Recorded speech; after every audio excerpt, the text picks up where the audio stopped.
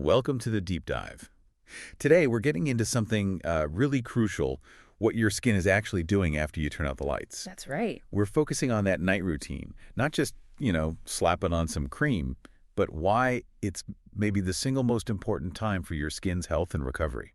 It really is a complete switch. Daytime is all about putting up shields, sunscreen, antioxidants, fighting off the world. Right, protection. Exactly. But night, that's when the body, and specifically the skin, goes into full-on repair and rebuild mode. That's the night shift we want you to really understand and, well, leverage. Okay, so we've got some interesting science and practical tips here from the sources. We want to nail down three things for you. First, why does skin actually do the heavy lifting, the healing, only at night? Second, what exactly are we washing off? What's all this grime? Yeah, what needs to go? And third, maybe the most practical bit, how does the order we put products on make sure they actually sink in and, fight aging? The sequence is key. All right, let's kick things off with the big why. We hear skin heals at night all the time. But what's really going on, why not, while I'm watching Netflix at 3 p.m.? Well, it boils down to your body's energy budget, essentially. During the day, your skin is busy. It's managing oil, maintaining its barrier, fighting off UV damage, pollution. It's on high alert. Defense mode. Pure defense mode. But when you sleep, the body goes, okay, external threats are lower. Let's redirect that energy inward. And that's when the magic happens. Cell regeneration ramps up, detoxification processes kick in, even DNA repair happens more efficiently. Wow, okay, so it's literally like a factory opening for business once we clock out. That's a great analogy. And because that factory is open, it's the perfect time to deliver the high-performance materials, the active ingredients. Which explains why things like retinoids are always recommended for night use. Precisely. The Cleveland Clinic and other dermatological sources point this out. Retinoids, those vitamin A derivatives and other potent actives, work best overnight for two main reasons. One, they can actually be degraded by sunlight, losing their punch. And two, some can make your skin more sensitive to the sun. So using them at night gives them, a safe, undisturbed 8-hour window to really stimulate collagen and promote renewal. So skipping your night routine isn't just about waking up with a slightly drier skin. It's missing the main event for repair. You've hit the nail on the head. It's bypassing that critical repair cycle. You miss out on boosting collagen, you miss that accelerated cell turnover, and that directly leads to things like premature lines, wrinkles, dullness over time. And what about breakouts? Well, yeah. If you leave all the day's grime on, you're basically stopping the skin from detoxifying itself naturally. Pores get clogged, inflammation happens. Acne is almost inevitable for many people. Okay, let's really unpack that cleansing step then, because it sounds absolutely fundamental. Before you apply anything, you need a clean slate. Absolutely. But what are we really washing off? If someone says, oh, I didn't wear makeup today, I'll just splash with water, what are they missing? They're missing a lot, actually. Even on a no-makeup day, your skin collects invisible enemies. There's dirt, obviously, your own skin oils or sebum. But critically, there's environmental pollution, tiny particles from exhaust fumes, industry, dust. They settle in your pores. Plus, there's probably sunscreen residue. All that stuff creates a film. A film that blocks everything else. Exactly. So if you splurge on an expensive serum, like you said, and put it on top of that layer of pollution, oil, and old sunscreen, you might as well pour it down the drain. Okay, so cleansing isn't just about feeling clean. It's about product penetration. Penetration and preventing damage. The American Academy of Dermatology, the AAD, really stresses removing all of it: makeup, dirt, pollutants. Leaving it on doesn't just block products, it actively irritates the skin and hampers that natural detoxification. So for makeup wearers or sunscreen wearers, which should be everyone, let's be honest, a quick foaming wash probably isn't cutting it. The sources seem big on double cleansing. For heavy makeup, or crucially water-resistant sunscreen, double cleansing is pretty much the gold standard, according to many dermatologists, like the British Association of Dermatologists. Okay, break that down. Step one. Step one is usually an oil-based cleanser or a cleansing balm. Oil dissolves oil, it's basic chemistry, so it just melts away makeup, sunscreen, excess sebum really effectively, but without stripping your skin's natural oils. Okay, so you massage that in, rinse it off. Then what? Then comes step two. You follow up with a water-based cleanser. This could be a gel, foam, cream, whatever suits your skin type. The second cleanse removes any lingering oily residue from the first step, plus any remaining water-based debris. Got it. So it ensures you're totally clean. Impeccably clean, ready for the next steps. Your skin can breathe, and it's prepped to really soak up those active ingredients you're about to apply. And choosing that second cleanser quickly, how do you pick? It really comes down to your skin type, oily or acne prone. Hmm. A foaming cleanser can be great for cutting through excess oil. Okay. Dry or sensitive skin. You want something gentler, maybe a cream or hydrating gel cleanser, to avoid stripping the skin barrier.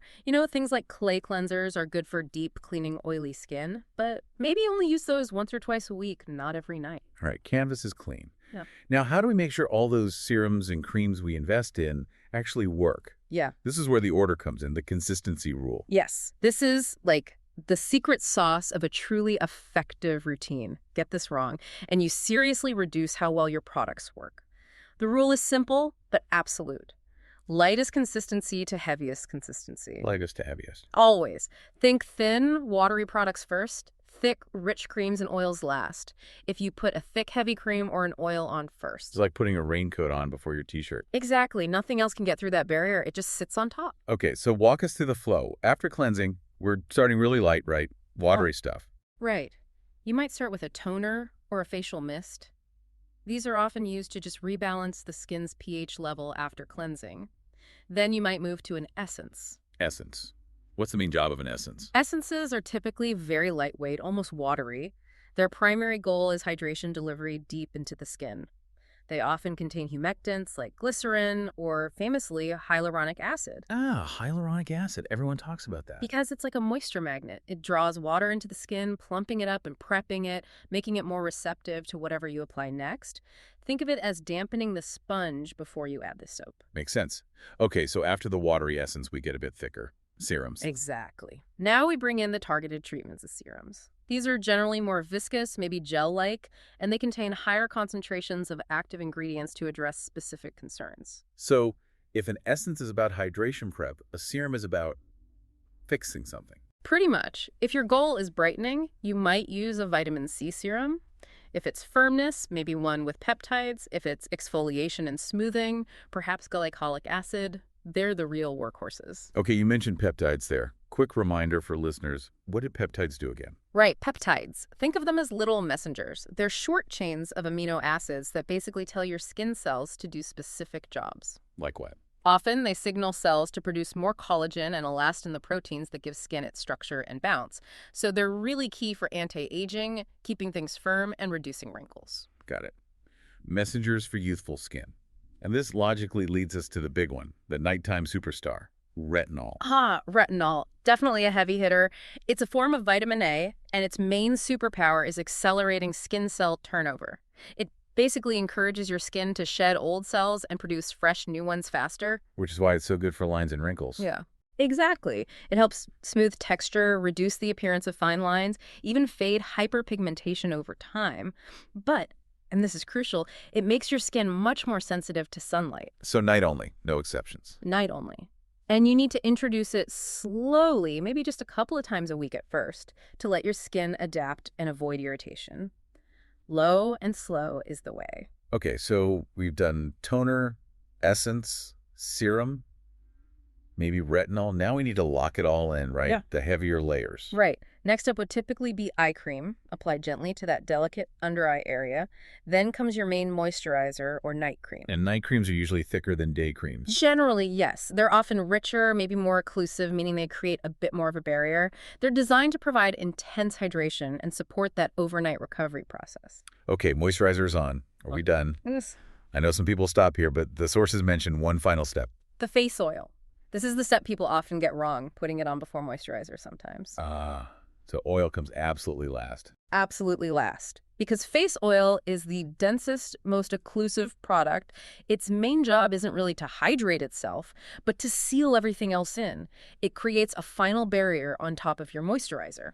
Like putting the lid on the pot? Perfect analogy. It locks in all the moisture from your creams and serums, prevents water loss overnight, what scientists call transepidermal water loss, or TEWL, and seals in all those beneficial ingredients you just applied. Okay, so let's zoom out.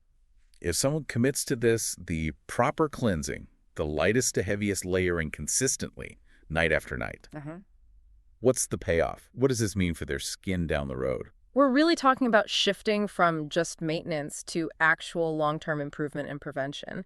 The sources kind of break it down into 4 core benefits over time. Okay, what are they? First, obviously, cleansing. Consistently removing that daily damage, the pollution, the grime prevents long-term issues. Second, enhancing product efficacy. You're actually getting your money's worth from your products because they can absorb properly. Makes sense. What's third? Third is anti-aging. By supporting collagen production with things like retinoids and peptides, and by keeping skin hydrated, you're actively working to prevent and minimize fine lines, wrinkles, and that loss of elasticity. And the fourth benefit you mentioned, protecting. Yeah, protecting, but maybe think of it more like proactive repair. This is really interesting. The Skin Cancer Foundation actually highlights nighttime as the key window to repair damage caused by UV exposure during the day. So even if you wore sunscreen, some damage might still get through. Inevitably, yes. Free radicals are generated by UV exposure, so applying antioxidants at night, like potent vitamin C or E serums, helps neutralize those free radicals and allows the skin to repair some of that underlying cellular damage while you sleep. Wow, so the night routine is kind of like sending in the repair crew after the daily battle. That's exactly it. It's not just pampering, it's essential damage control and rebuilding. But of course, my routine won't look exactly like yours. Personalization must be key here. Oh, absolutely critical. A routine for dry, sensitive skin looks vastly different from one for oily, acne-prone skin. How so? Give us an example. Well, dry skin needs super gentle cleansers, maybe creams or balms and layers of hydration, focusing on ceramides, hyaluronic acid, and definitely that final oil seal. Oily skin might benefit from gel cleansers, maybe incorporating salicylic acid sometimes, using lighter, oil-free moisturizers, and perhaps avoiding heavy oils altogether. So using the wrong products for your type, even if they're good products, could actually make things worse over time. Definitely. It could lead to irritation, breakouts, or just not addressing your core skin concerns effectively. Knowing your skin type is step 1. And consistency. Right. The sources mention stats like 80% of women and 50% of men use moisturizer. But is regularly enough? Consistency is everything. You know, doing a perfect 7-step routine twice a week isn't going to yield the same results as a simpler but consistent nightly routine. Especially if you're trying to tackle specific issues like acne or hyperpigmentation, progress builds night after night. Okay, before we wrap up, the sources also flag some common mistakes people make, even if they have a routine, like over-exfoliating. Ah, yes. The more is better trap. Exfoliating is important for removing dead skin cells using scrubs or chemical exfoliants like glycolic or lactic acid, but doing it too often, like every night, Bad idea. very bad idea. You can strip your skin barrier, leading to redness, sensitivity, irritation, even breakouts. Most experts recommend limiting exfoliation to just 1 or 2 times per week, max. Listen to your skin. Another one mentioned is dipping fingers into product jars. Seems harmless. It seems harmless, but think about it. Every time you dip your fingers in, you're potentially introducing bacteria from your hands into the product. Ugh. Yeah, this can contaminate the formula, potentially degrade sensitive active ingredients like vitamin C, and you might even be spreading bacteria onto your face. Using a clean spatula or opting for pump or tube packaging is much safer and more hygienic. Hashtag tag outro. Okay, so this deep dive really hammered home that the night routine isn't just, washing your face before bed. It's the dedicated time for reversing damage, for regeneration, for detoxification. Absolutely. It's when your skin is biologically primed to heal and rebuild. We covered why cleansing thoroughly is non-negotiable, getting rid of not just makeup, but pollution and sunscreen residue. Critical first step. And then the power of layering that lightest to heaviest rule to make sure everything from your hydrating essence to your potent retinol serum actually gets absorbed. Get the order right and you maximize every drop. We talked about the long game too, how consistency fights aging, repairs UV damage with antioxidants, and protects the skin barrier. And the importance of tailoring it all to your specific skin type, avoiding those common pitfalls like over-exfoliating or contaminating your products. Right. It's a strategic approach to long-term skin health. Exactly. But, tying this all together, there's one more thing the experts often touch upon that we haven't really dug into deeply, something maybe to leave our listeners thinking about. Ooh, what's that? Well, if the entire night routine is geared towards repair, hydration, and feeding the skin with all these wonderful external products, consider this. How much does your internal state affect that repair? You mean like sleep quality, diet? Exactly, but even more fundamentally, hydration. You can have the most perfect, expensive 10-step topical routine applied in the exact right order. But if you're chronically dehydrated internally, are you asking those external products to do an impossible job? Are you trying to fix an internal water shortage just from the outside? It's just something to, mull over as you start your own repair cycle tonight. How hydrated are you, really?